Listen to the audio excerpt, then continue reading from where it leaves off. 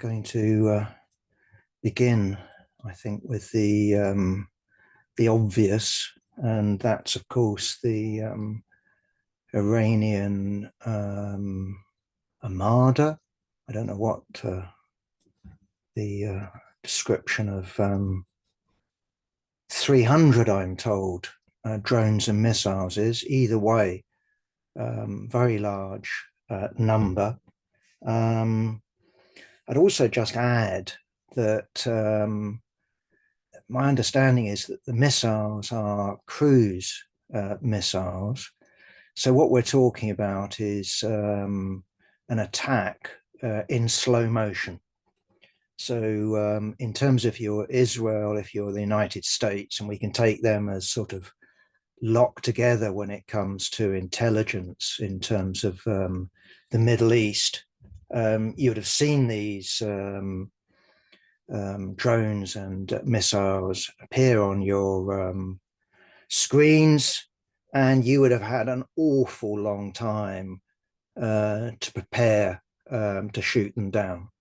And my understanding is that very large numbers were shot down over Iraq and Jordan. And then at the very end, then we're dealing with Israel's own aircraft and also missile shield.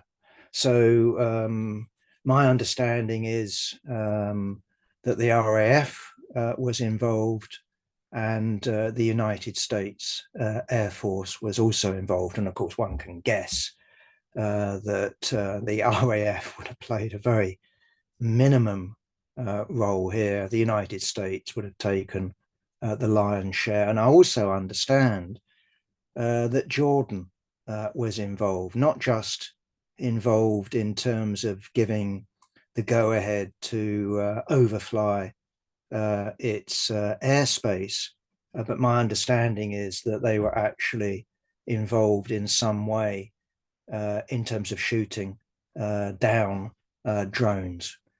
I think it's also worth adding that these drones are very cheap, relatively speaking, and very unsophisticated. When I first saw them being exported to Russia and being used by Russia, I must admit that I slightly looked down my nose at them. What we have here are suicide drones.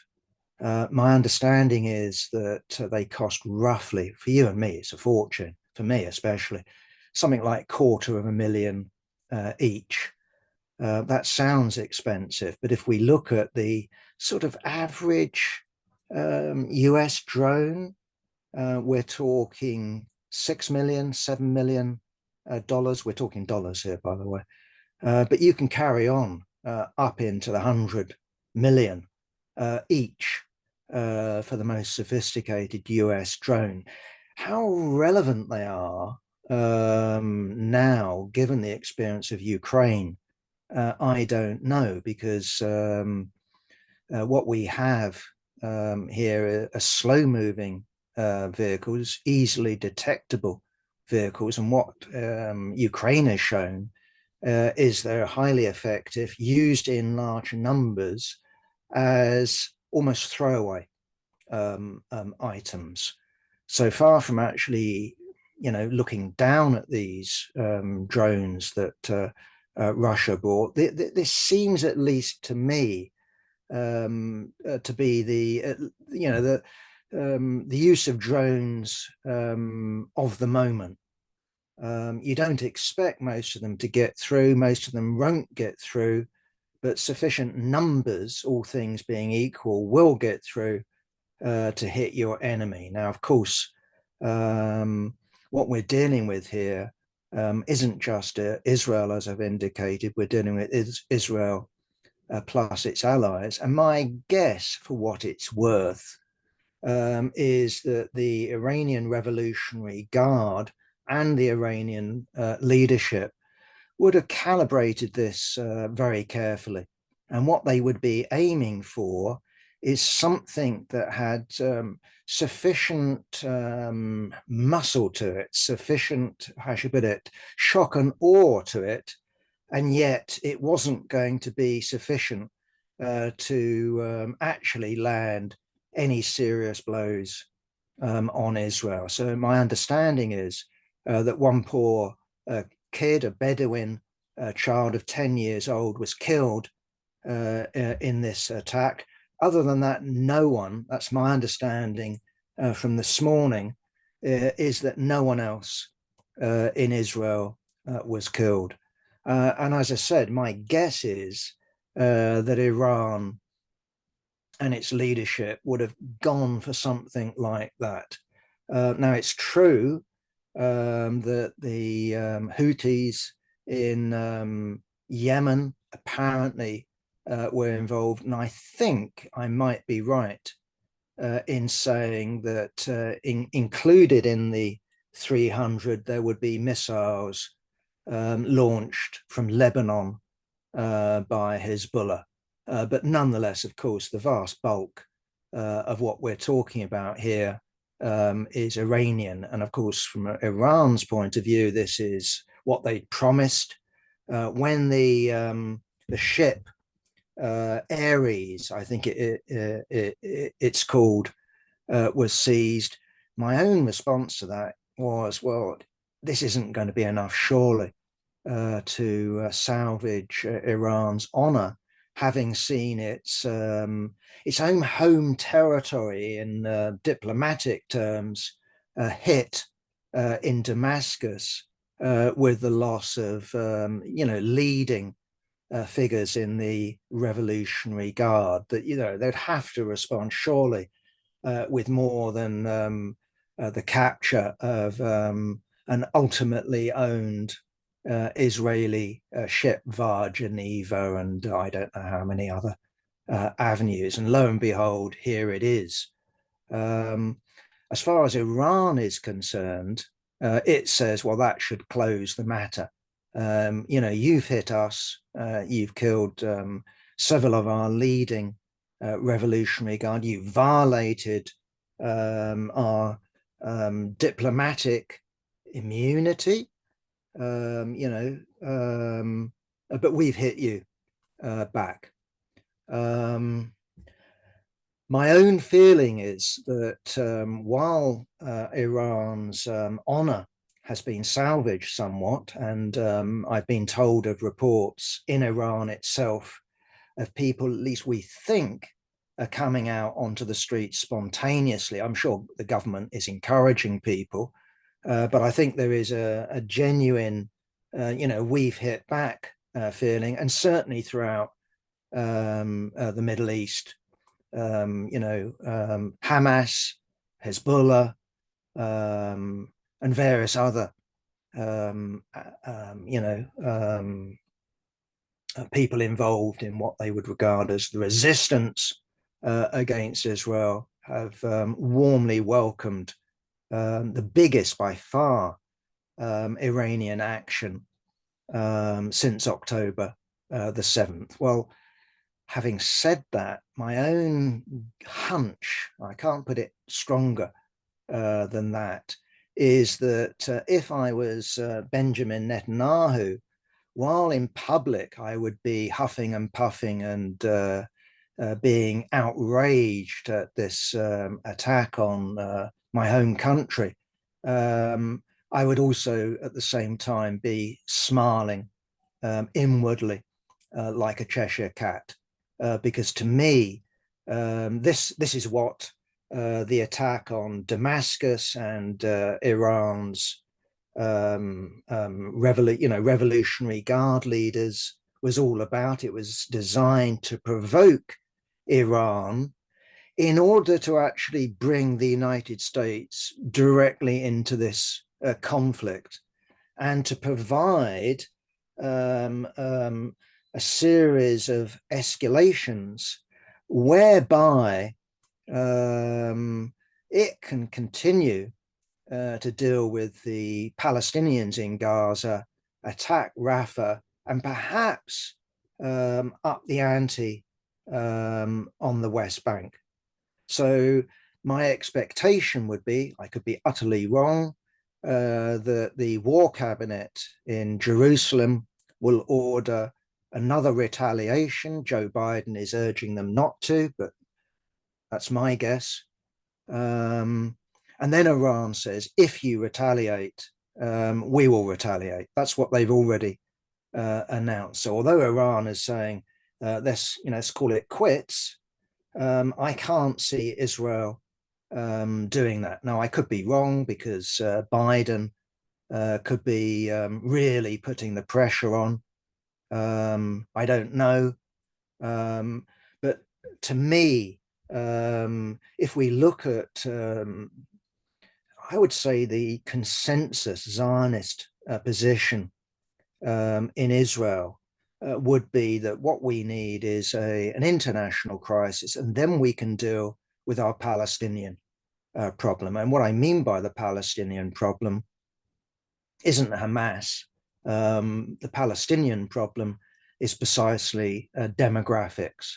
And if you take the project, which is there, that is either implicitly or explicitly embraced by all Zionist factions, bar very damn few, what they have an aim of is a greater Israel. And we've already seen, parts of the West Bank annexed. Recently, after October the 7th, we saw more of it annexed.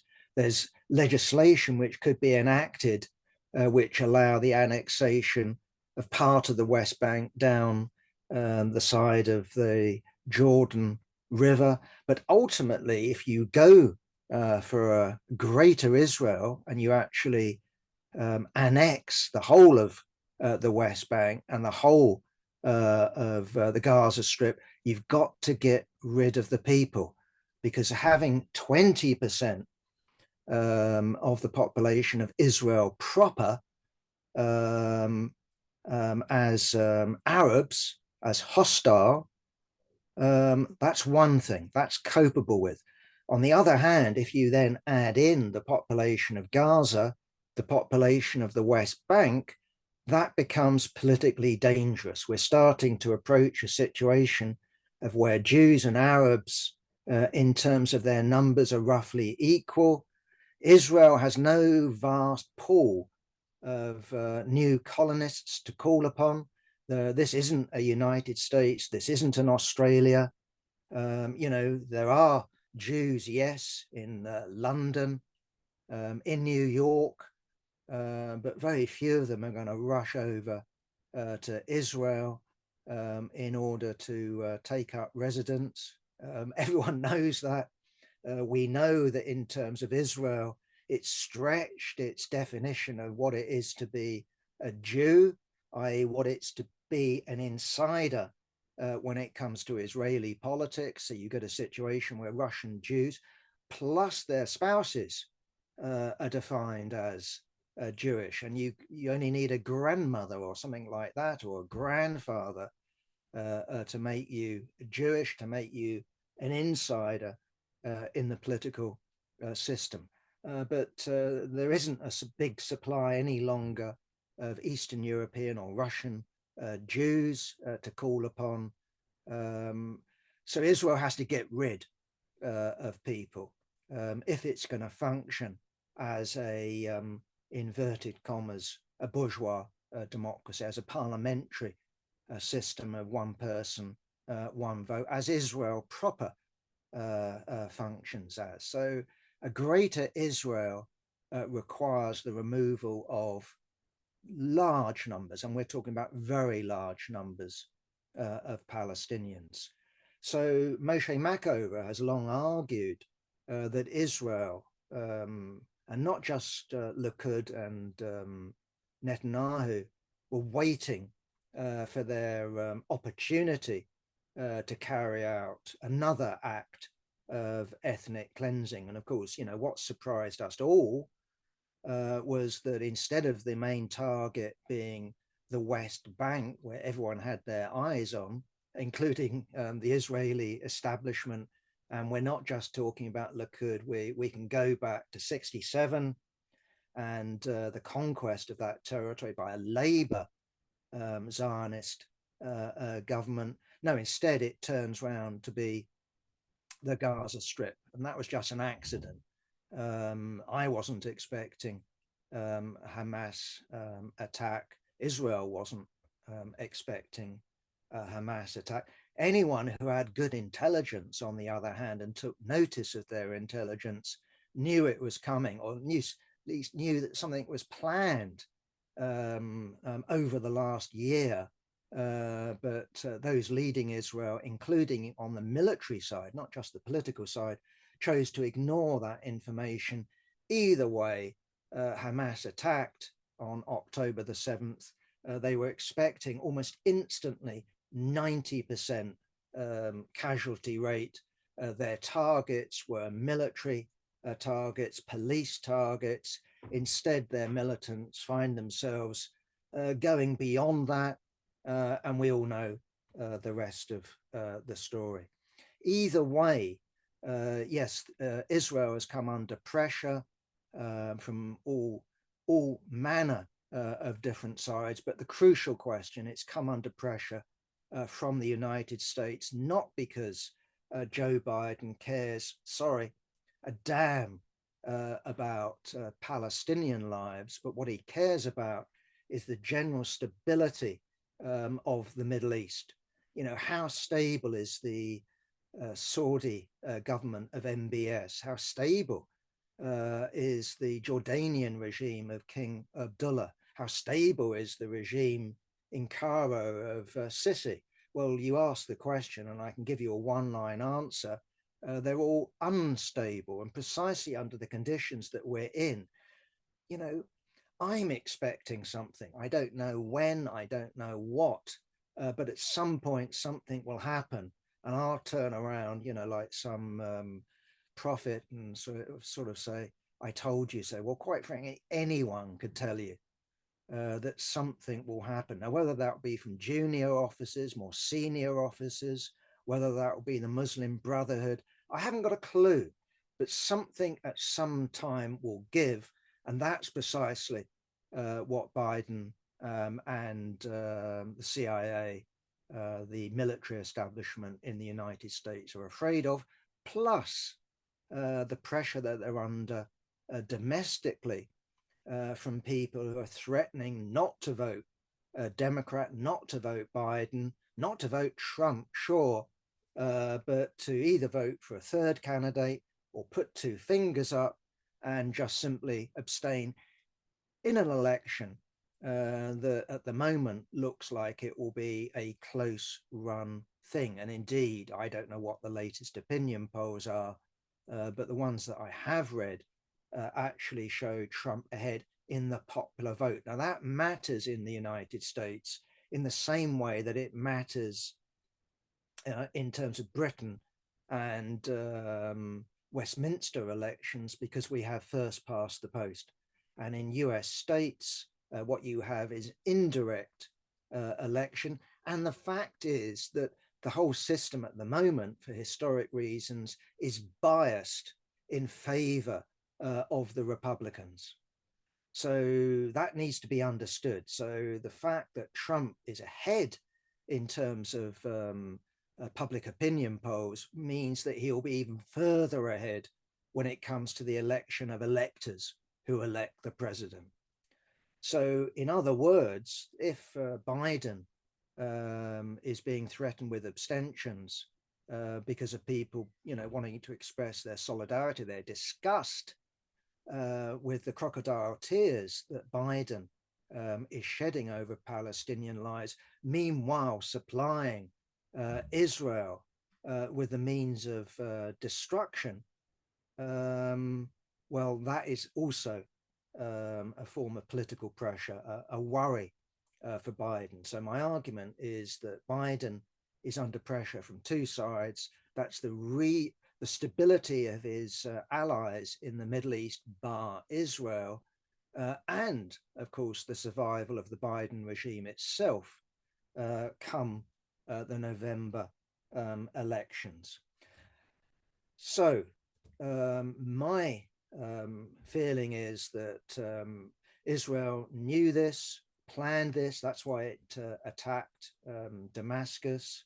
It expected some sort of Iranian response, to which I think, at least in terms of what they want to do, they want to retaliate, and they want a tit for tat that takes things further and further, to the point where Israel is basically given the go ahead, and that means being supplied with the means, either for a joint military operation against Iran alongside the United States, or a military operation in its own name that has to be bankrolled by the United States. And what I'm thinking of is something along the lines of, and this will all be pre-planned, all the war plans will be there, something like an attack on Iran's nuclear facilities. And of course, we know that Iran, in terms of uranium enrichment, has not got there in terms of nuclear grade, but it's gone way beyond what you would use in civilian nuclear power stations. So this is a pre-warhead stage of purification. Not there. They haven't gone that far, but they could go that far pretty quickly.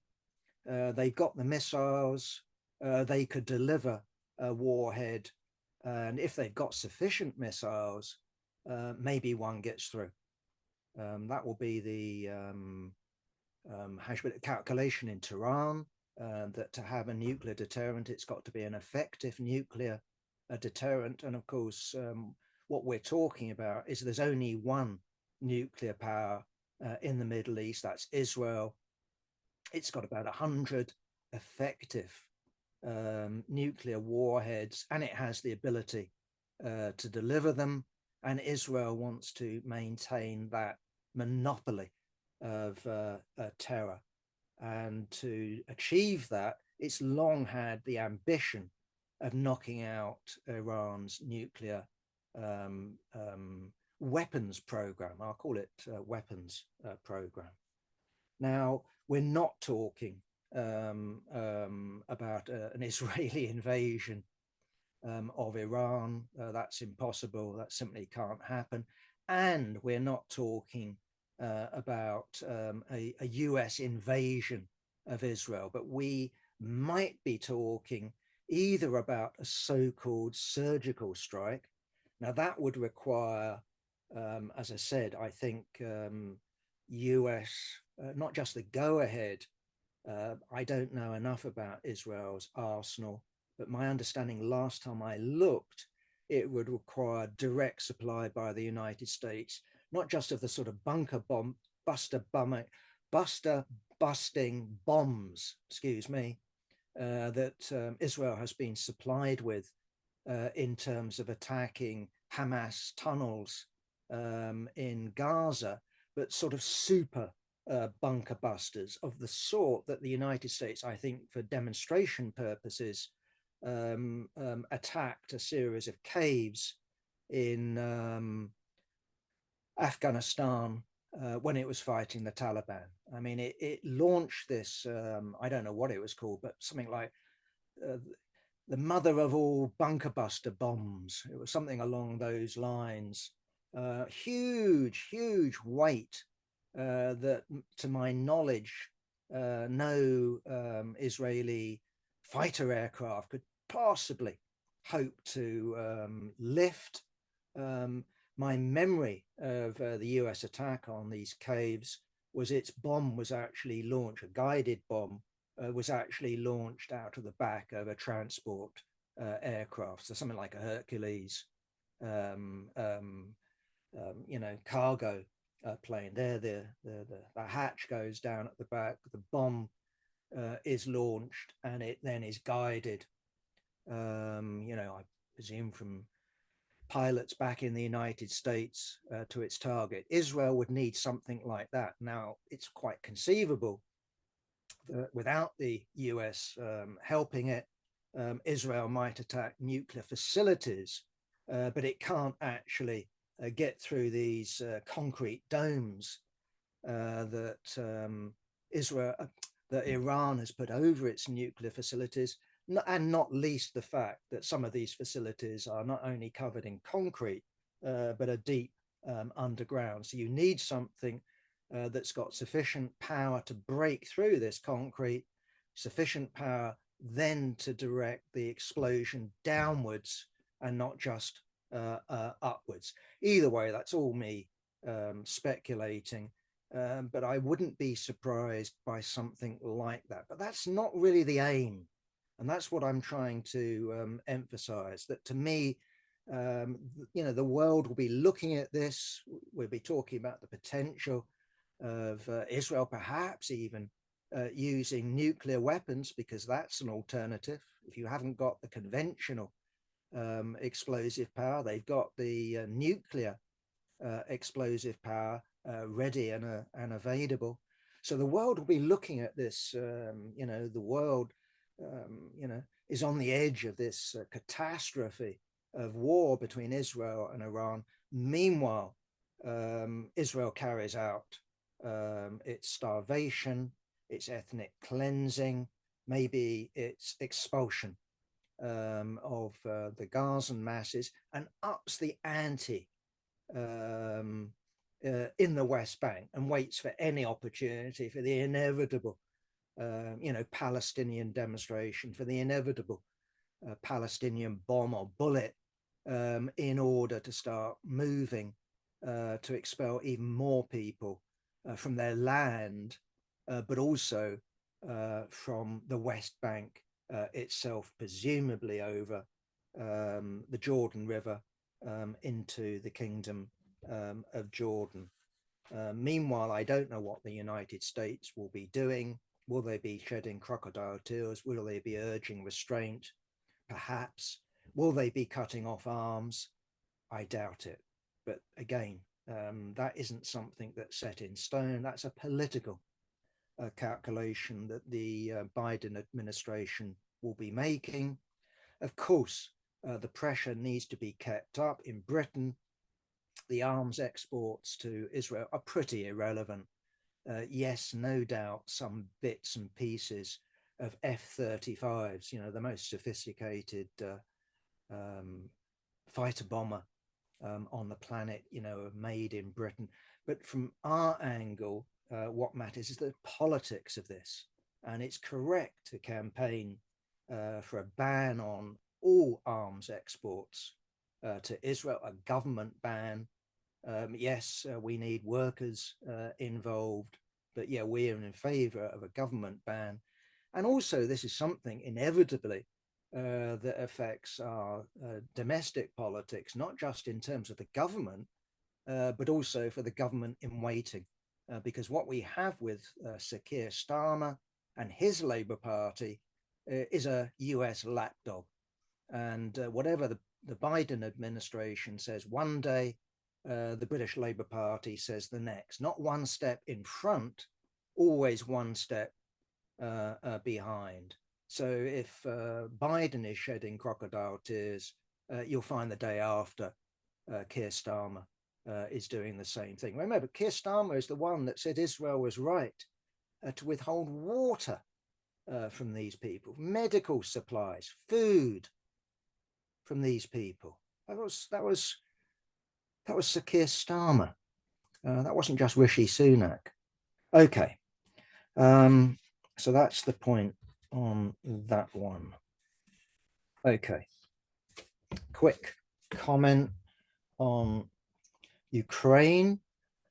I've been looking at my news outlets, and I came across a story, not just one, but a whole number of stories that are ringing the warning bell.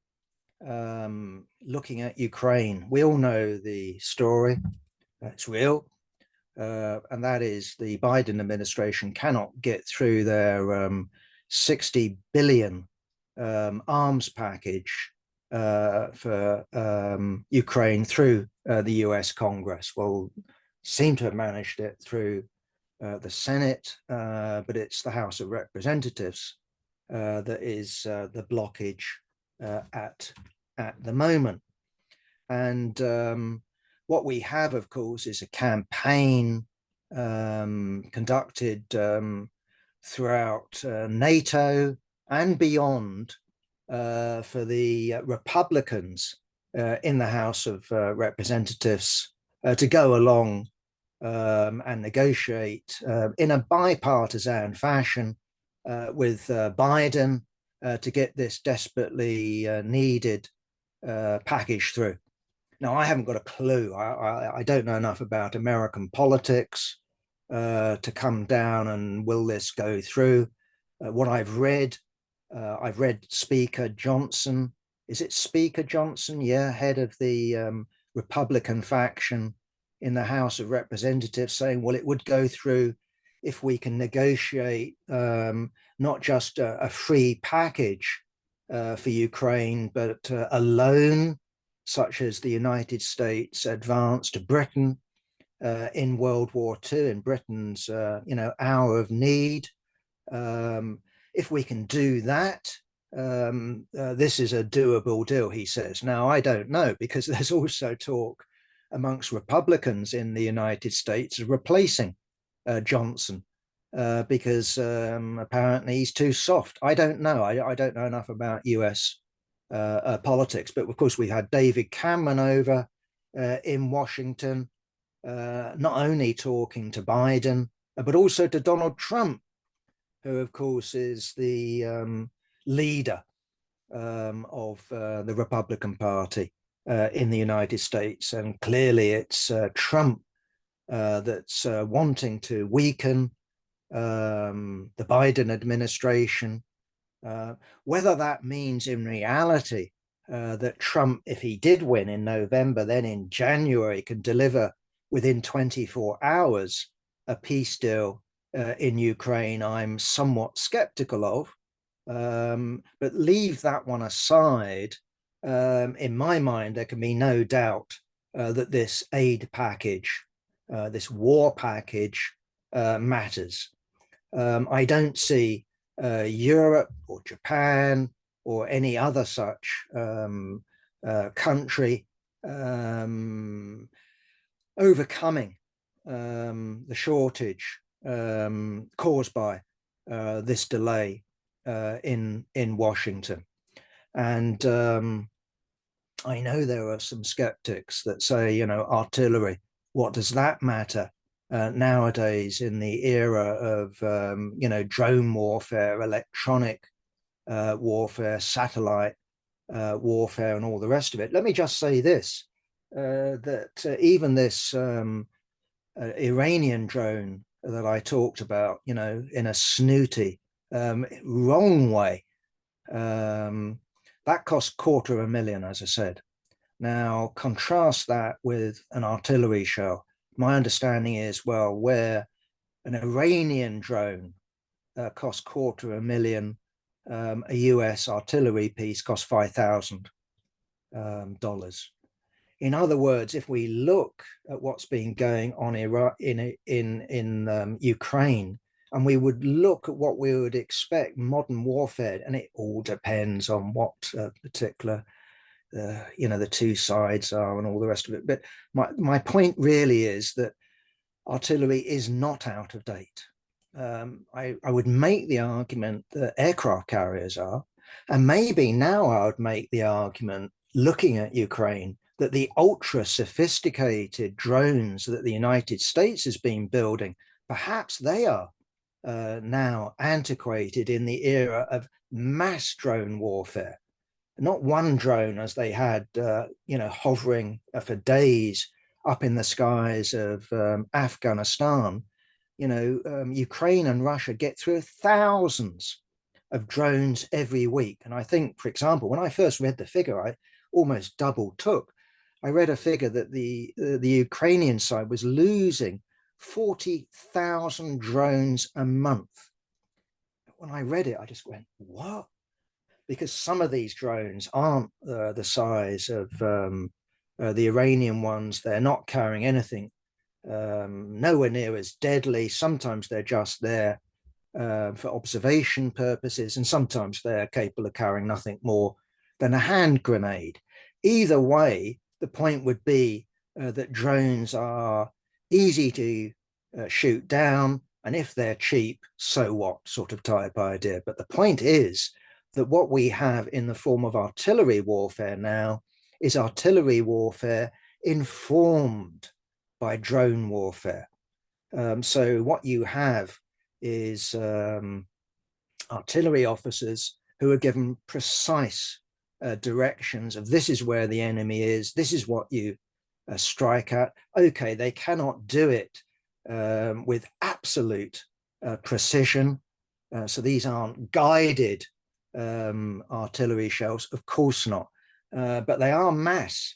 And what you need, just like in World War I, is in order to take territory, what you need is artillery, and what you need to keep territory are infantry. That's been the pattern that was quickly established in Ukraine after the initial phase where we saw the use of tanks. We quickly settled down to what looks like, at least to me, to being some sort of rerun of World War I on the Western Front. And of course, it was Russia which went in for trench warfare. And again, I've endlessly described the 3 layers of defense, the concrete, the dragon's teeth, and the fact that Ukraine, as I speak, is doing the same on its side of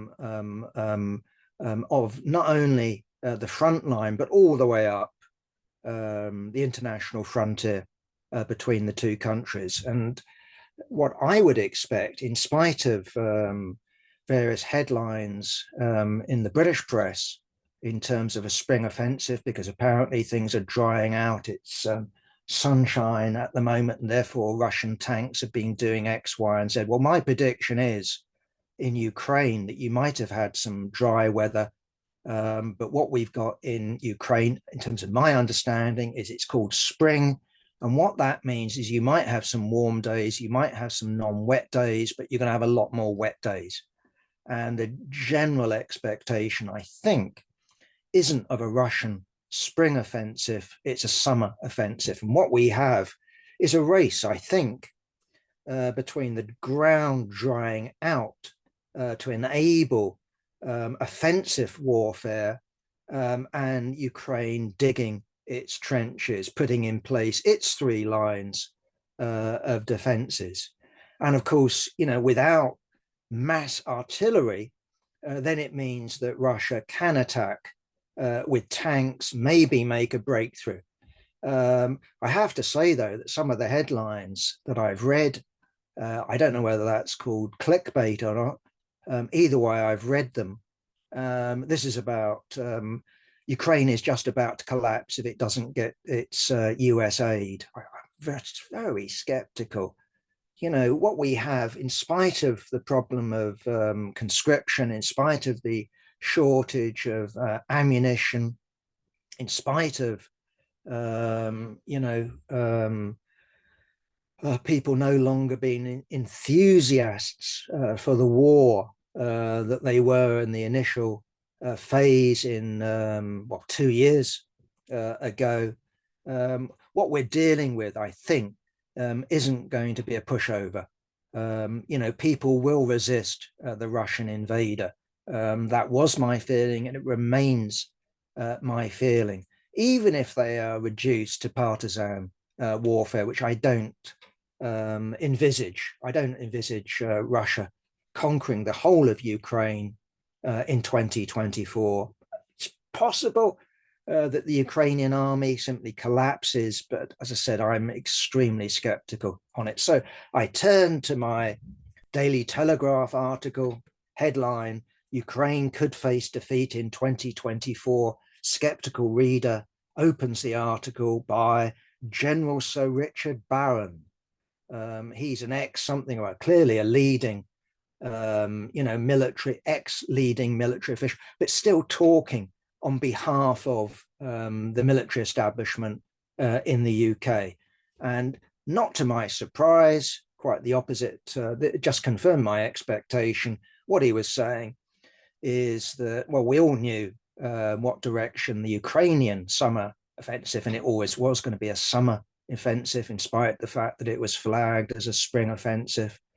It did come, 1 week before spring finally ended.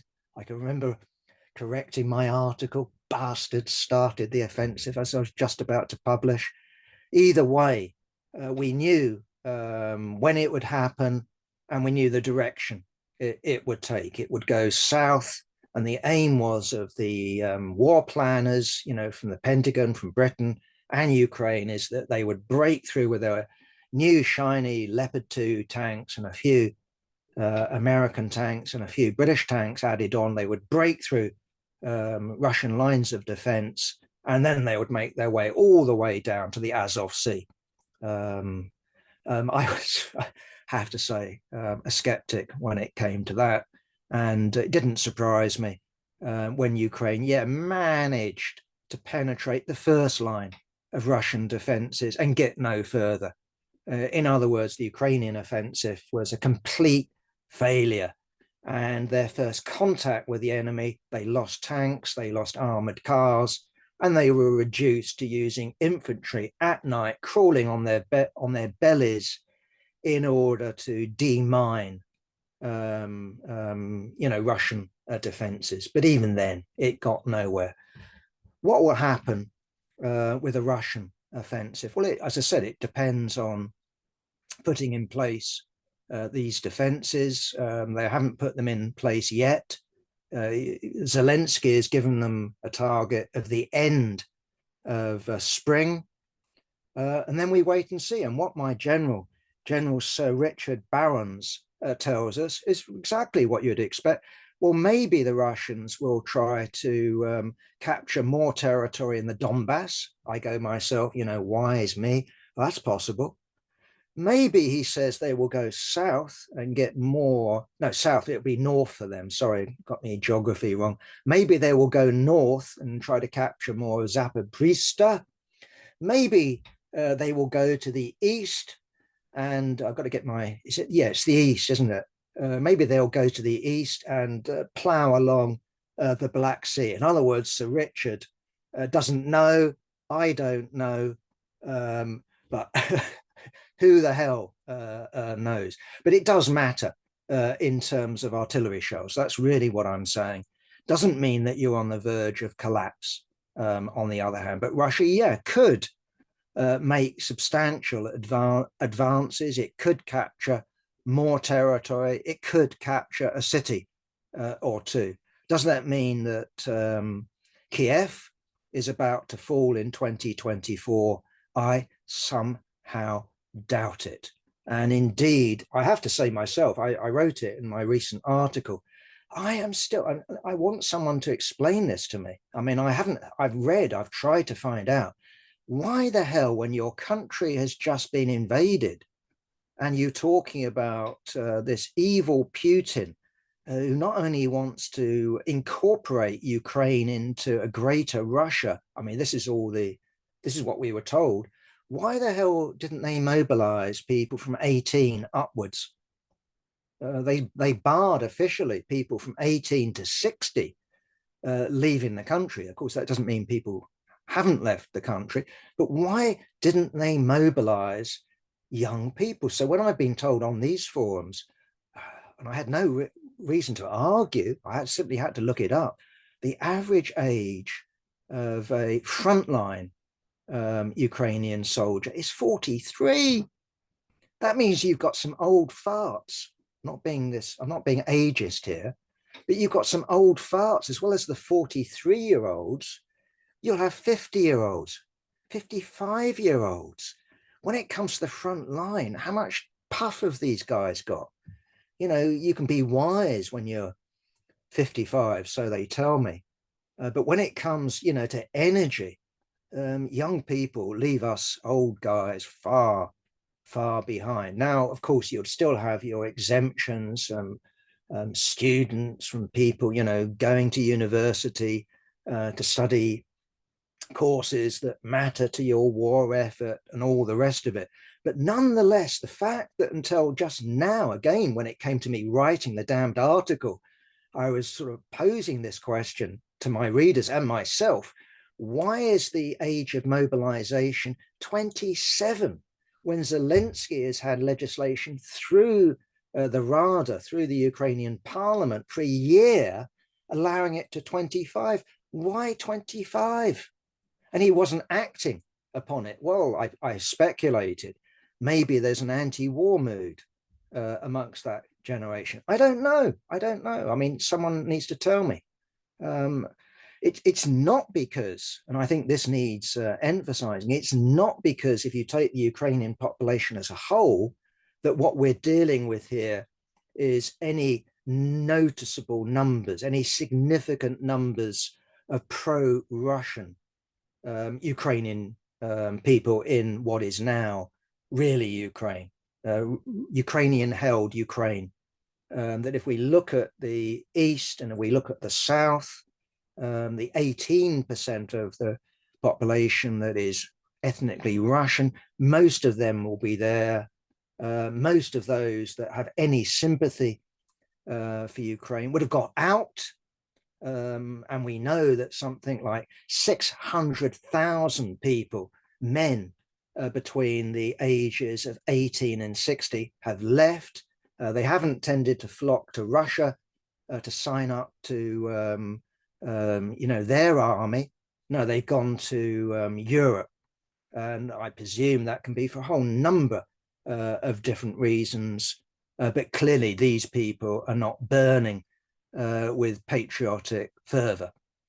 So that could include people who have a certain sympathy or a wish not to kill fellow Russian speakers. Whatever the explanation is, the fact that the draft has been limited to 27 and has now just been reduced to 25 is something of a mystery to me.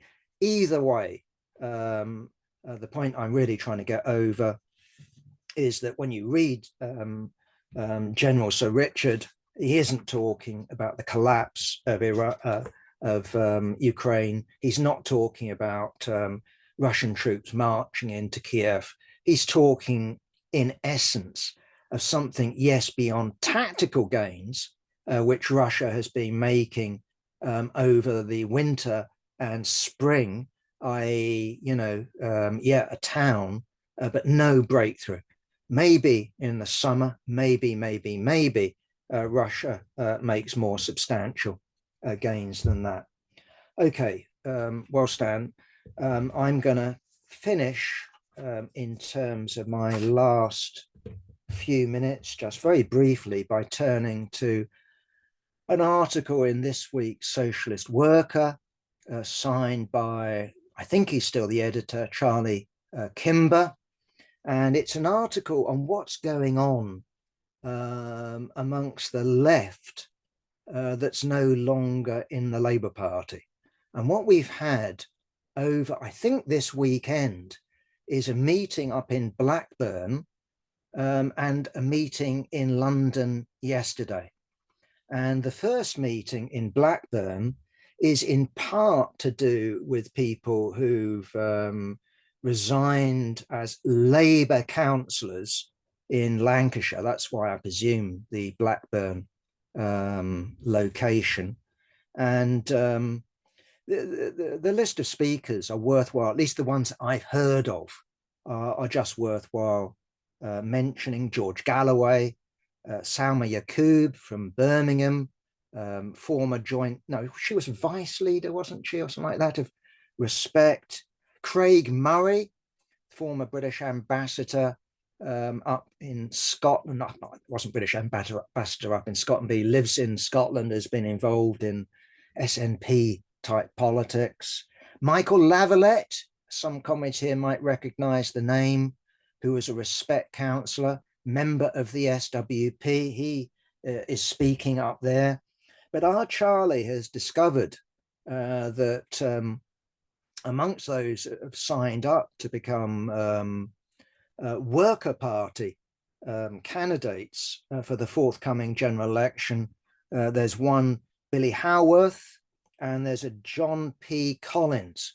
And it turns out upon investigation of these two people, apparently anyone can apply and you have to fill in a long list of questions to George Galloway, and you have to pledge that you agree with their manifesto that was actually written not only by George Galloway, but I would suggest Jyoti Bra and her brother.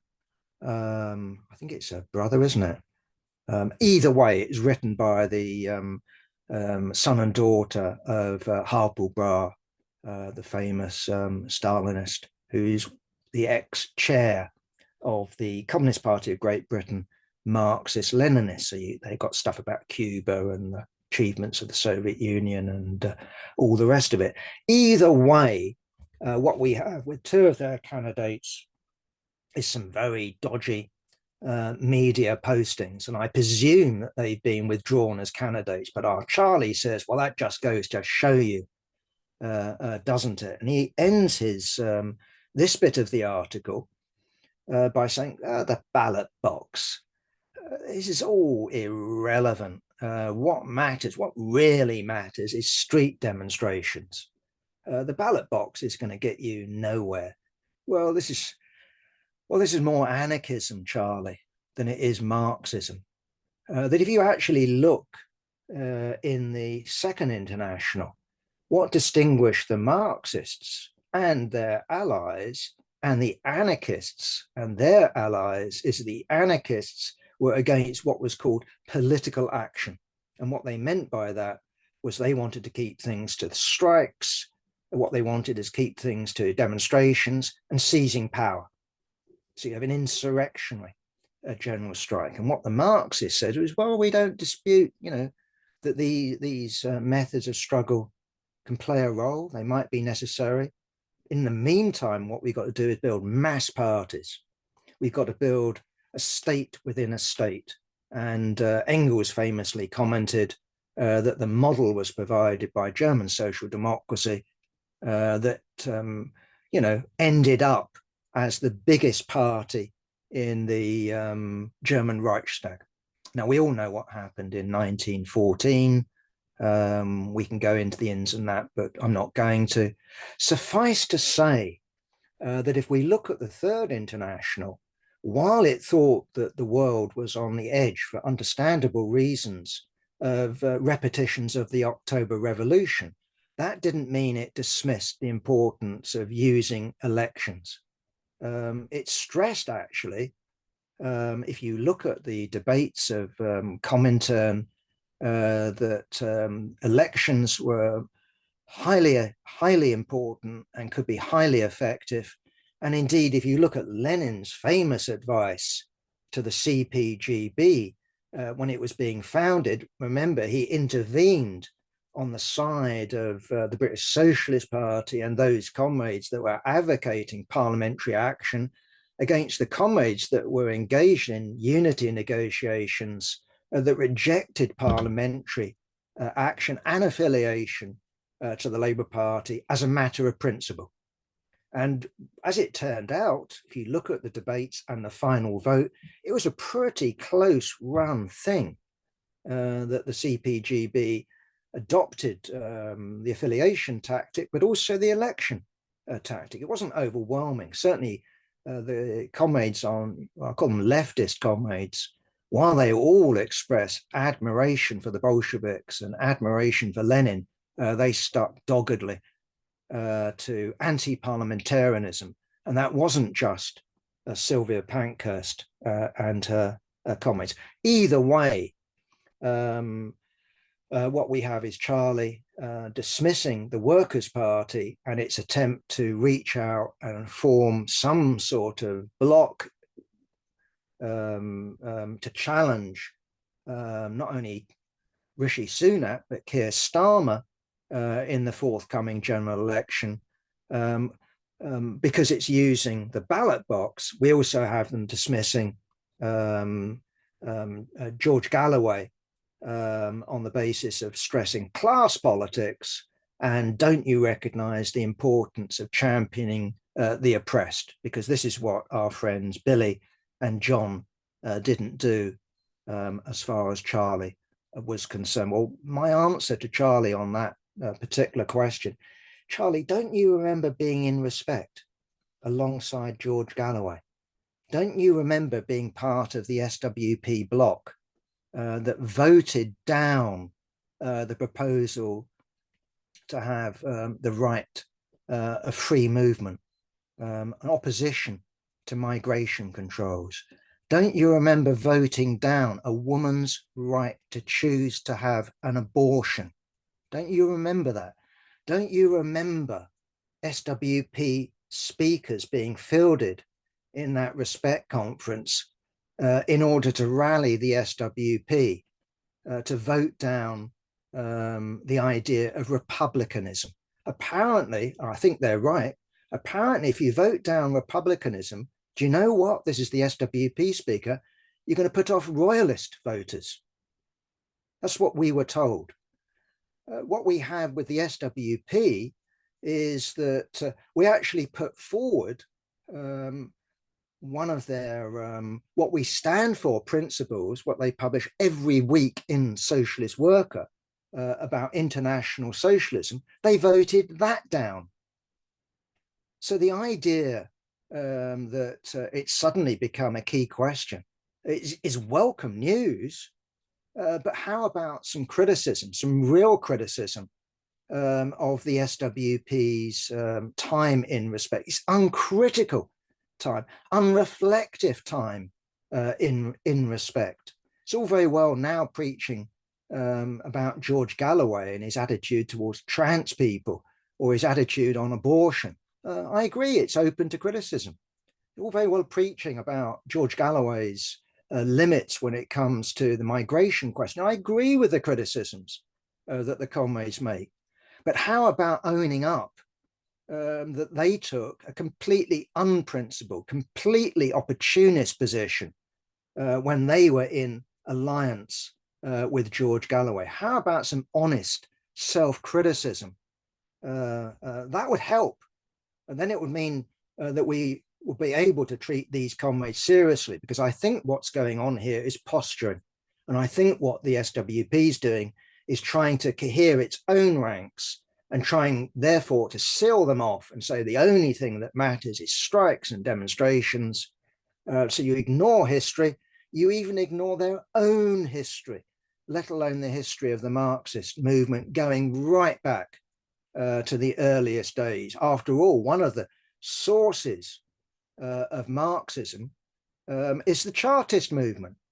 Engels comes over to Britain, goes to work in Manchester. Okay, work. Yeah, he was the son of one of the owners. We all know that. But he's struck by the Chartist movement, the working class Chartist movement.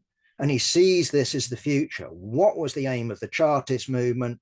It was to win universal male suffrage. I'm emphasizing male, not for any particular reason, but just to say universal. Well, yeah, but nonetheless, Engels argued that if that had happened, if that had been won by the working class movement, by physical force Chartism, it would have amounted to a social revolution. The House of Lords would have been swept aside. The monarchy would have been swept aside. And of course, what the physical force Chartists had was the Charter Plus. They had a social program. Either way, of course, what the Chartists were after is to use the ballot box. And to me, that whole question of the ballot box is fundamental to Marxist strategy. It's not fetishizing it in the way that reformists do, saying the ballot box and that's it, and we'll add a little bit here and a little bit there.